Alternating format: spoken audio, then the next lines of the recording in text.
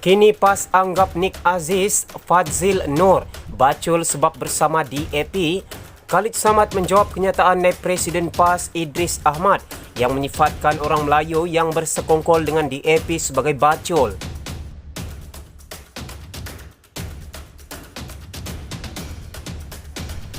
Ahli Parlimen Shah Alam Khalid Samad membidas kenyataan Naib Presiden PAS Idris Ahmad bahawa orang Melayu yang bersekongkol dengan DAP sebagai bacul.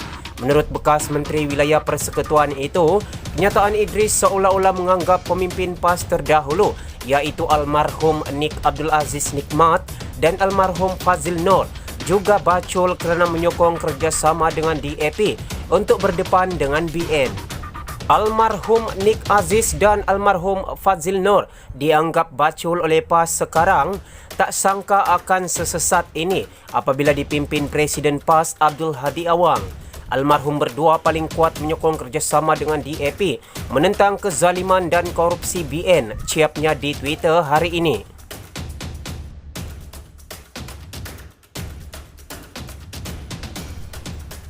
Dalam ciapan sama, Khalid melampirkan laporan berita yang memetik. Idris berkata demikian. Menurut laporan Harakat Daily, Idris menyifatkan orang Melayu yang melawan DAP sebagai berani melawan arus kerana membantah konsep yang dibawa DAP yang menurutnya mahu merungkai kontrak sosial yang telah disepakati selepas kemerdekaan.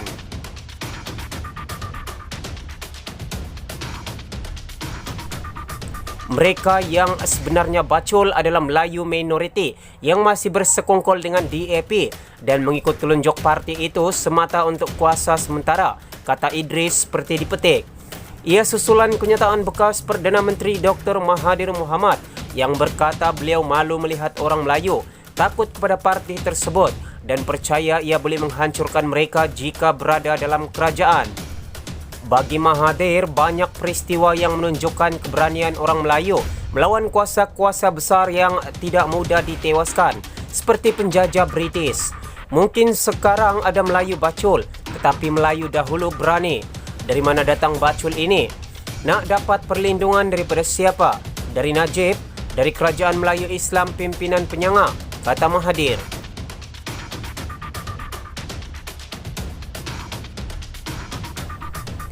Untuk rekod, PAS pernah menjalinkan kerjasama dengan DAP sebelum ini dalam barisan alternatif dari 1998 hingga 2001 sebelum DAP menarik diri ketika itu.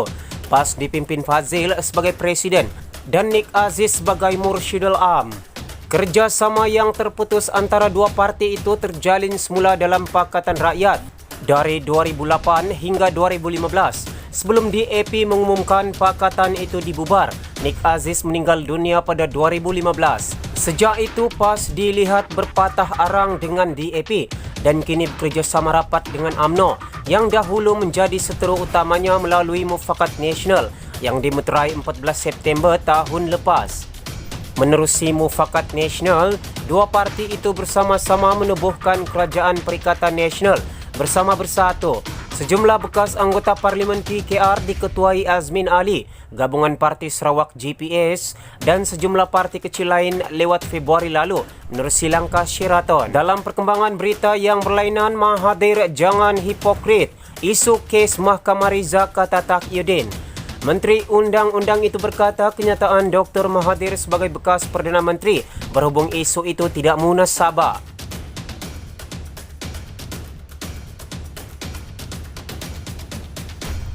Menteri Undang-Undang Taqiyuddin Hassan berkata, kerajaan berharap Dr. Mahathir Mohamad tidak bersikap hipokrit dengan mengatakan beliau tertanya-tanya dan tidak faham dengan keputusan mahkamah melepas tanpa membebaskan DNAA Riza Aziz, anak tiri bekas Perdana Menteri Najib Razak, dalam kes pengubahan wang haram membabitkan dana 1MDB. Pemimpin PAS itu berkata, ini kerana keputusan itu dibuat oleh Peguam Negara dan dilaksanakan oleh Timbalan Pendakwa Raya yang mengendalikan kes tersebut pada akhir 2019. Saya merujuk kepada kenyataan Dr. Mahathir tentang tindakan Mahkamah Session memberikan pelepasan tanpa pembebasan discharge not amounting to acquittal kepada Riza Aziz baru-baru ini.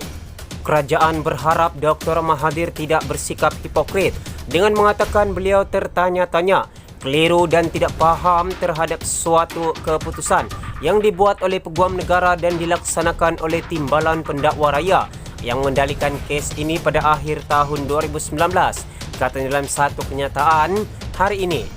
Riza pada Khamis dilepas tanpa dibebaskan daripada 5 pertuduhan pengubahan wang haram berjumlah $248 juta bersamaan ringgit Malaysia 1.8 bilion. Dalam persetujuan yang dicapai antara pihak Riza dan pendakwaan, beliau dilepas tanpa dibebaskan atas pertuduhan itu dengan syarat memulangkan semula aset dari luar negara dengan nilai anggaran $107.3 juta bersamaan RM465.3 juta.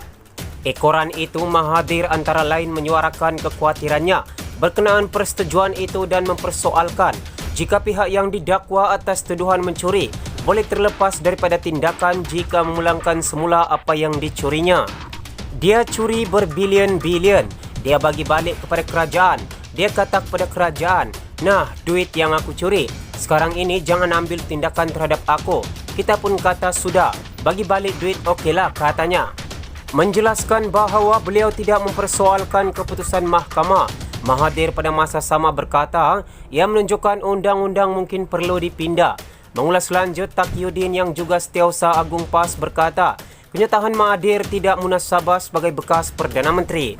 Kerajaan berharap Dr. Mahathir tidak terus bertindak mengelirukan rakyat dengan mengatakan beliau keliru. Kerajaan PN akan terus bertindak mengikut undang-undang dan berpegang pada prinsip kebebasan badan kehakiman dan proses perundangan yang sah, katanya. Kita beralih ke perkongsian berita yang terakhir. Najib pertahan Riza bangkitkan urus niaga anak Dr. Mahathir. Ia selepas Mahathir menyuarakan kekhawatiran dan persoalan berkenaan persetujuan untuk melepas tanpa membebaskan Riza dalam 5 pertuduhan pengubahan wang haram melibatkan dana 1MDB.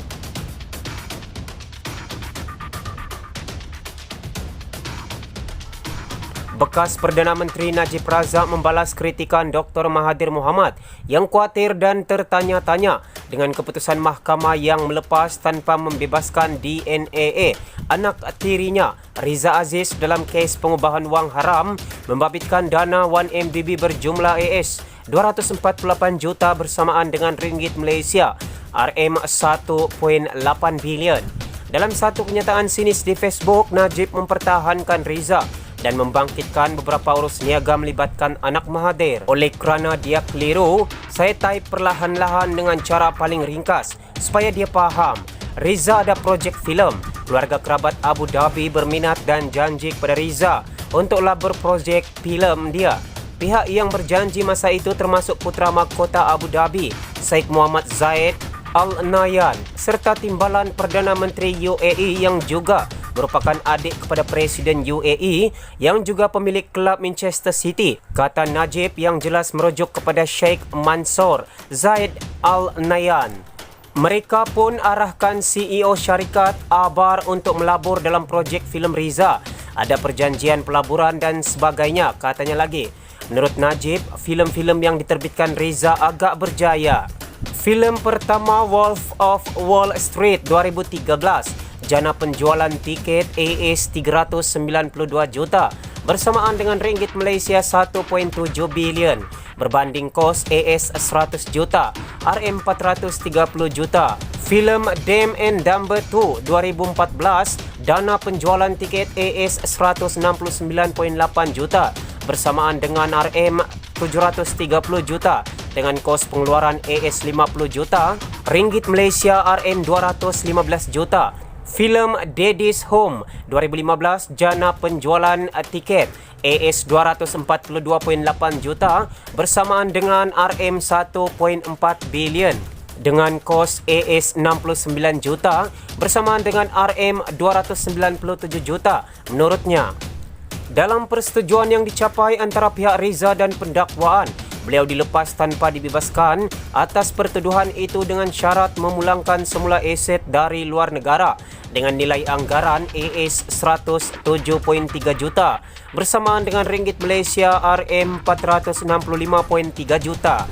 Semalam, Mahathir antara lain menyuarakan kekhawatirannya berkenaan persetujuan itu dan mempersoalkan jika pihak yang didakwa atas tuduhan mencuri boleh terlepas daripada tindakan jika memulangkan semula apa yang dicurinya. Menurut Mahathir, dia curi berbilion-bilion. Dia bagi balik kepada kerajaan.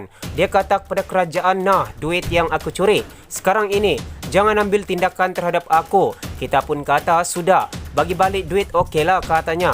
Menjelaskan bahawa beliau tidak mempersoalkan keputusan mahkamah, Mahathir pada masa sama berkata, ia menunjukkan undang-undang mungkin perlu dipindah. Najib menegaskan bahawa ianya bukan bail-out Petronas untuk syarikat milik anak sulung pihak tertentu ataupun Winston Tan yang menjual kumpulan hospital pantai kepada anak kedua tertentu yang berumur 35 tahun masa itu. Ini juga bukan konsensi form MEMA atau kontrak membekal semua hospital kerajaan yang diberi kepada kumpulan pantai selepas anak tertentu membelinya. Ini juga bukan melantik syarikat Petron sebagai syarikat rasmi untuk membekal minyak kepada kerajaan sebaik saja PH menang PRU14. Najib juga membangkitkan projek pelan gantian optik dan kesaling hubungan negara NFCP bernilai RM21.6 bilion melibatkan Opcom Berhad yang didakwanya diwujudkan, diluluskan dan dilaksanakan oleh kerajaan PH kurang setahun yang menyebabkan harga saham syarikat itu melonjak 50%. Ketiga-tiga anak pun ada, katanya yang jelas merujuk tiga anak Mahathir, iaitu Mokzani, Mirzan dan Mukris. Mengulas lanjut, Najib berkata selepas filem terbitan Reza berjaya, beliau telah mula membayar balik keuntungan dan pelaburan asal kepada pihak Abu Dhabi. Perkara ini juga terdedah dalam rakaman audio perbualan telefon saya dengan Putra Mahkota Abu Dhabi yang didedahkan oleh Latifah Koya pada masa PH, katanya, sambil secara sinis mengucapkan terima kasih kepada bekas Pesuruhjaya SPRM itu kerana mendedahkan rakaman tersebut. Kesemua transaksi akaun bank, penggunaan dana, keuntungan yang dijana dari dana, perjanjian dan saksi-saksi adalah di luar negara, terutamanya di Amerika Syarikat. Nak bicara di Malaysia pun susah. Pun begitu, DOJ Amerika Syarikat juga tidak pernah mendakwa Reza atas kes jenayah. Cuma saman sivil yang sudah pun diselesaikan di sana tahun lepas. Tetapi yang pelik, walaupun transaksi Reza tak berlaku di Malaysia, dia didakwa dengan kes jenayah di sini, katanya lagi. Semua sumber berita telah dipetik dari Malaysia Kini Online. Terima kasih kerana anda tidak jemu-jemu menyokong perkembangan channel ini.